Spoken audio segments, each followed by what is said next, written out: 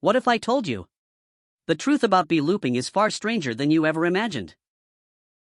The bloop sound is a low-frequency noise detected by sensors over 3,000 miles apart. It is louder than any known earthly sound, including volcanic eruptions and earthquakes combined.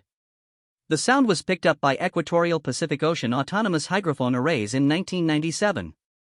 Scientists speculate it could be an iceberg or a massive underwater volcanic eruption causing this. The noise is so powerful it was detected even after traveling over 3,000 miles distance. Despite numerous attempts, the source of the bloop sound remains a deep mystery to this day still.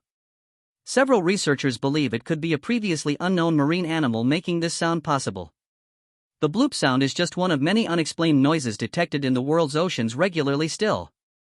The ocean's deepest secrets remain hidden beneath its mysterious silent surface still. Subscribe and hit the bell for more mind-blowing mysteries revealed every single day.